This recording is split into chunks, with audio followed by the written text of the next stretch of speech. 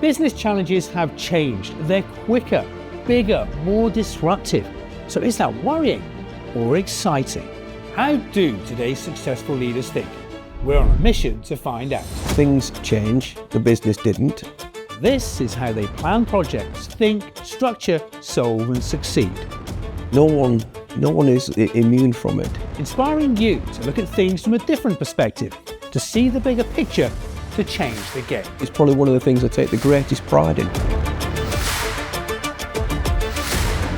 You can feel it. In any organisation, culture is almost tangible, it's almost palpable. From the moment you step across the threshold, you get an idea, you get a feeling as to what's important to that business, how the people treat each other, how you're greeted by the receptionist, the general cleanliness and hygiene of the place. All these things are indicators of a culture, whether it be a positive and a progressive one or a toxic one. So that's how you know there's just an inherent feeling. Because culture's not words on the wall or on a poster or in a company brochure. Culture's how people behave. Culture's behavioural. And you see that, you feel that in any organisation. It affects everybody. Probably the leader, the least, because culture tends to be top down, but it affects everybody. It permeates through every level of the organisation. No one is immune from it. The closer you get to the problem, the worse arguably it becomes. But ultimately, everyone's immersed in that same environment.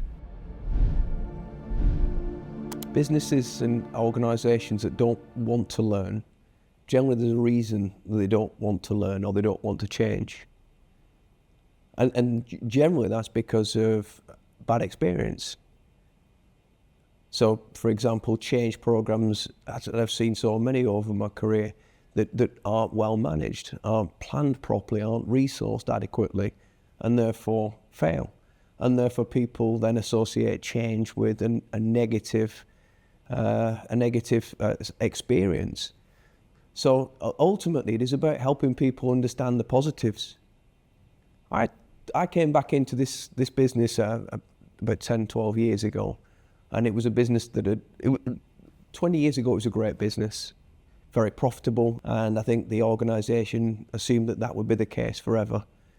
But like nothing, nothing's forever. Things change, the business didn't. It spent a lot of time looking backwards as to how it could go back to where it was before and be successful again. But time's linear, there's only forwards with time. Instead of thinking about how to change for the future, the business was wedded to how to get backwards. So there was a lot of changes about how we could change the business model to go back in history to when we were successful.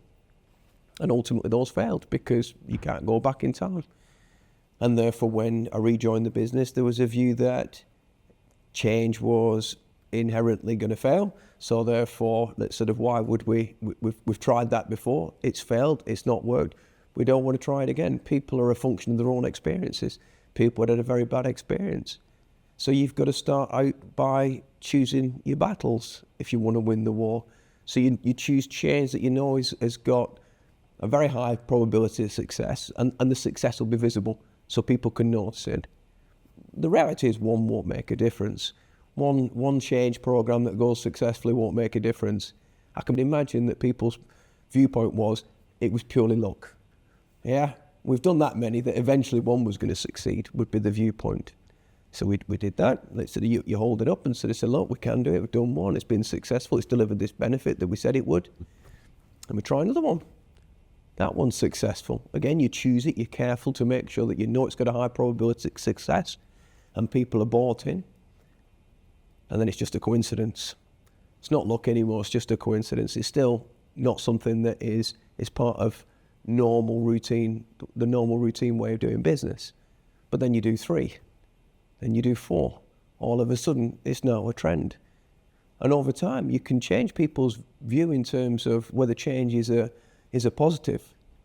And it can become hugely empowering. We've turned now into a business, and for me, it's probably one of the things I take the greatest pride in, is in terms of, if as a business we say we can do something, everyone's on board. And that's hugely motivating, hugely powerful. and people come together and they work as a team, they see the success, they thrive on that success. And then they don't want the next change to be a failure, because that would be then the strange thing, that would be the outlier. And therefore it becomes almost a self-fulfilling prophecy in a way. Success breeds success. The course will never be necessarily an easy one. There will be choppy waters.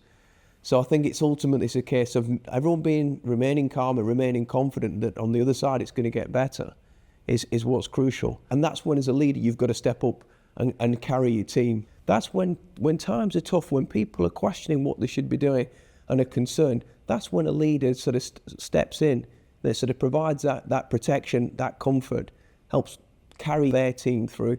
That's when leadership matters. That's when you'll get the respect. That's when that will be reciprocated in terms of, I've worked with some great people, let's say the people that will, let's sort of run through brick walls. You said to people, I've got a problem, I need some help. I need you to run through a brick wall for me. And they will say, how many? Those are all easy. All those elements are easy. Once people have bought in, those things almost happen by default, because they've bought into that idea, they've bought into the vision and the direction of the business, and they're motivated to deal with the process, the systems and the education. That's the easy bit. The difficult bit is helping people sort of see the value and the benefit in the direction that the business is going in. That's the hard bit every time.